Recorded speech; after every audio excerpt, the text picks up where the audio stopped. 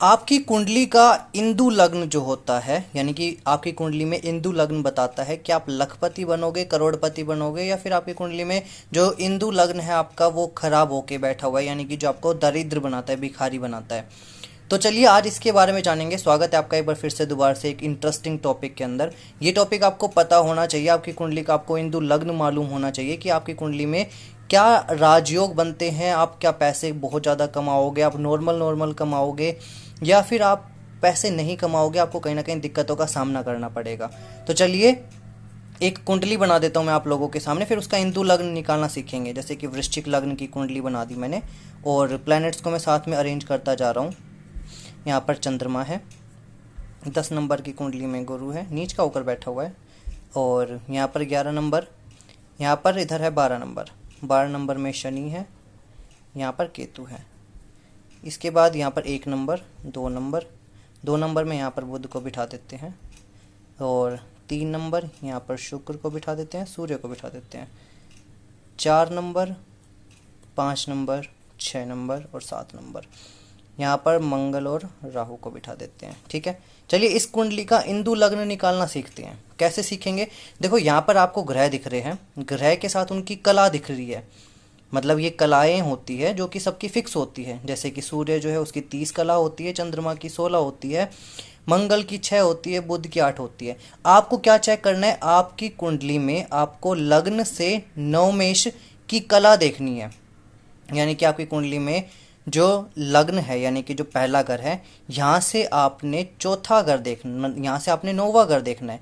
लग्न से नौवा घर, 1 2 3 4 5 6 7 8 9, तो नौवे घर में यहाँ पर 4 नंबर लिखा हुआ है। 4 नंबर किसका होता है? चंद्रमा का। चंद्रमा की कला यहाँ से आपने देख लेनी है। चंद्रमा की कितनी कला होती है? यहाँ पे आपको दिख रहा होगा, चंद्रमा की कला होती है 16। तो यहाँ पर आपको चंद्रमा की कला लिख देनी नीचे 16। ठीक है, साथ में आपने ऐड करना है, ऐड करना है आपने साथ में क्या?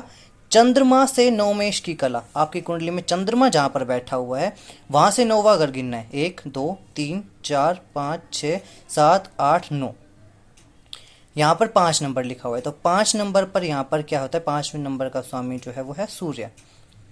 सूर्य लिख दिया यहाँ पर। सूर्य की कला कितनी होती है? 30 होती है। तो यहाँ पर मैंने ऐड में कर दिया 30।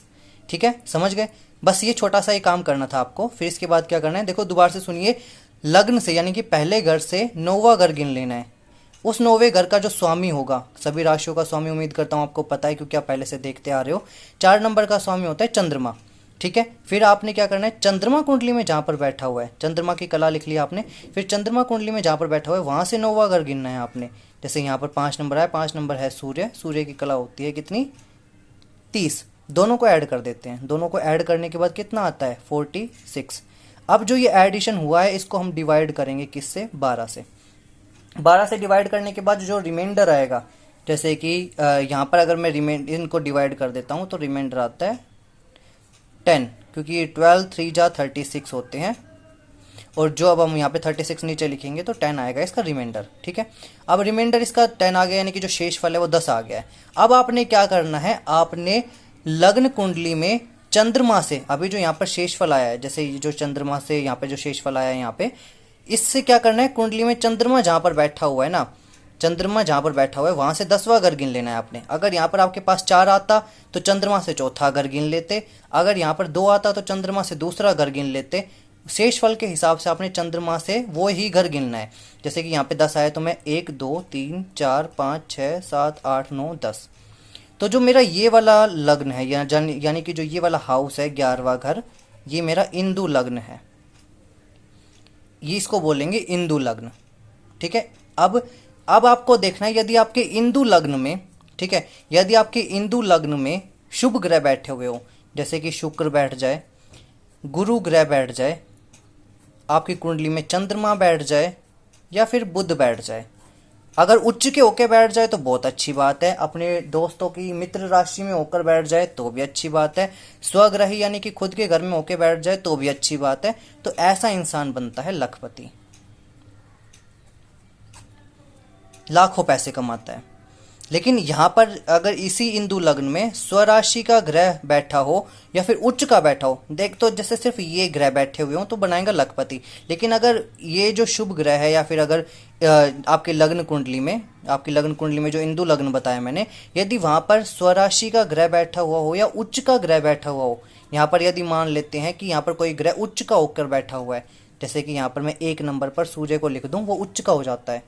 तो अगर मान लेते हैं यहाँ पर अगर कोई ग्रह उच्च का बैठता है तो ऐसा इंसान करोड़पति बनता है। लेकिन अगर यहाँ पर ही कोई ग्रह, इंदु लग्न में कोई ग्रह नीच का होकर बैठ जाए, जैसे कि यहाँ पर 7 नंबर की राशि में शनि को बिठा दूं मैं, 10 नंबर की राशि में गुरु को बिठा दूं और इंदु लग्न में ही बिठा दूं, तो ऐसा इंसान पर महादारिद्र रोग, महादारिद्र योग बनता है। यानी कि ऐसा इंसान ज़्यादा पैसे नहीं कमा पाता, ऐसे भिखारी की तरह जीवन जीता है, ये ज्योतिष शास्त्र कहता है। तो आपका हिंदू लग्न क्या कहता है मुझे कमेंट करके ज़रूर बताइएगा। आपका हिंदू लग्न कैसा है, क्या आप लखपति हो, करोड़पति हो, या फिर आपकी कुंडली में भी महादारिद्र योग बना हुआ है। तो ऐसे इन्फॉर्मेटिव वीडियोज़ के लिए नवग्रह ज्योतिष चैनल को सब्सक्राइब कर लीजिएगा। अगर कोई भी दिक्कत आती है, कोई भी परेशानी आती है लेक्चर से रिलेटेड या अपनी कुंडली से रिलेटेड, तो आप मुझे इंस्टाग्राम पर मैसेज कर सकते हो, ये मेरी इंस्टाग्राम आईडी है। दोबारा से मुलाकात होगी आपसे एक नई वीडियो में, तब तक के लिए जय श्री राम, जय बजरंग बली।